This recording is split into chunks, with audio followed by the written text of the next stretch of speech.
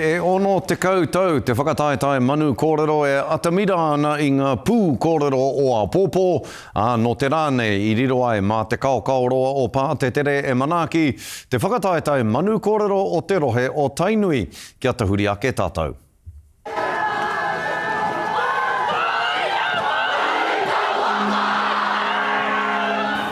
Ko te ono te kau ngā tau o ngā whakataetai manu kōrero. I roto i te ono te koutou, te wahanga tuatai i whakaaro ake au mo ngā hua o tēnei kaupapa. O tira, he wero hoki i ngā pakeke kia poipoi te pito mata rangatahi e ke ai mātou. Ki tua, te wāhanga tuarua, he aki ki te iwi rangatahi, kia maranga ake, i roto i a tātou mahi, ara te kōrero o ngā rangatahi, ngā rangatira o a pōpō. Tū mai tū atu ngā toa o enei rangi. Kia hau ko te whakawhanake i te taumata o te reo Māori, e re tonu ana. Me te reo Pākehā anō hoki, he whakawhanake hoki i ngā pūkenga, me te whakakotai i ngā iwi katoa o te motu i raro i enei mahi ngā manu kōrero. He kōrero i ngā kōrero kaore anō, kia kōrero i ngā mātua, kia kōrero i ngā huasanga o te rangatahi anō hoki.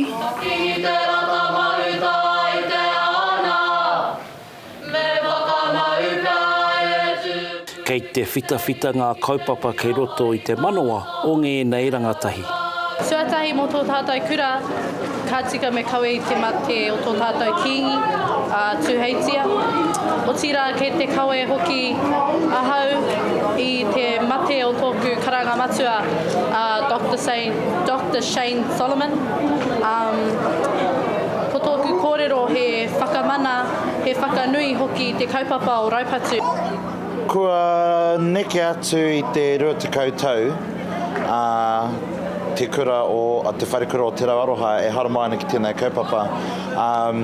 Ki te tautoko i te kaupapa kātahi ka rua, ki te kimi i tētehi wāhi e taia ai ngā tamariki kaua noho o tō mātakura engari o ngā kura katoa, ki te waha i o rātou whakaro, ki te whakahana i a rātou, ki te whakarawari waititi a rātou, e rongo mai ai te marea ki e te hi kaupapa kei te mata o te arero, kei te kōmata o te whakaro. Pōtaka maipi, te karere.